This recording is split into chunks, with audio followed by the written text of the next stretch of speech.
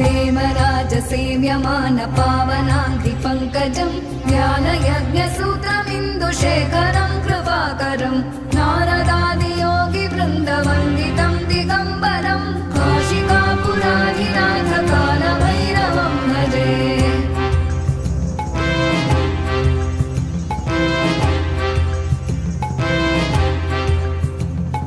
भानुकोटिभास्वनं भवाब्धितारकं परं नीलकण्ठमीप्सितार्थदायकं त्रिलोचनं कालकालमम्बुजाक्षमक्षशूलमक्षरं काशिकापुराधिनाथकालभैरवं भजे।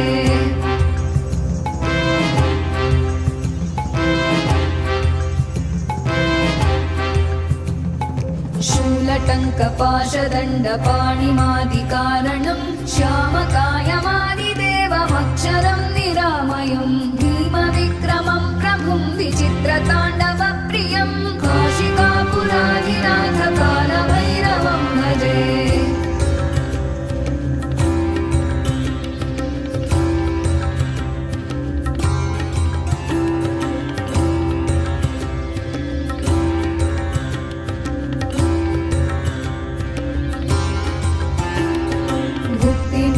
दायकं प्रशस्तचारुविग्रहं भक्तवत्सलं स्थितं समस्तलोकविग्रहं विनिक्मणं मनोज्ञहेमकिङ्किणीलसत्कटिं काशिकापुराधिनाथकालभैरवं भजे।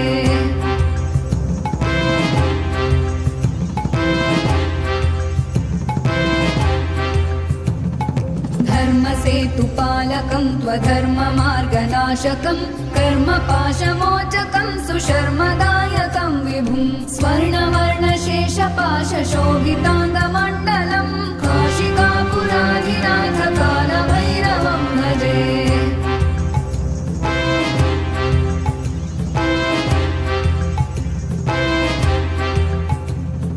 रत्नपादुका प्रभाभिरामपादयुग्मकं नित्यमद्वितीयमिष्टदैवतं निरञ्जनं मृत्युदर्पनाशनं करालदंष्ट्रमोक्षणं काशिकापुराधिनाथकालभैरवं भजे।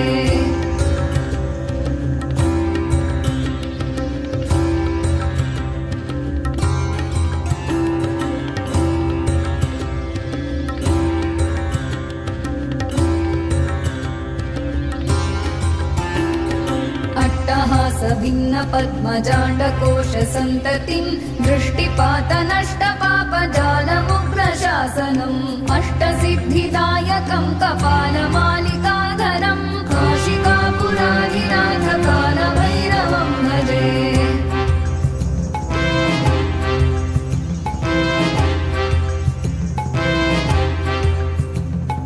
भूतसङ्घनायकं विशालकीर्तिदायकं काशीवासलोकपुण्यपापशोधकं विभुं नीतिमार्गकोविदं पुरातनं जगत्पतिं काशिकापुराधिनाथकालभैरवं भजे।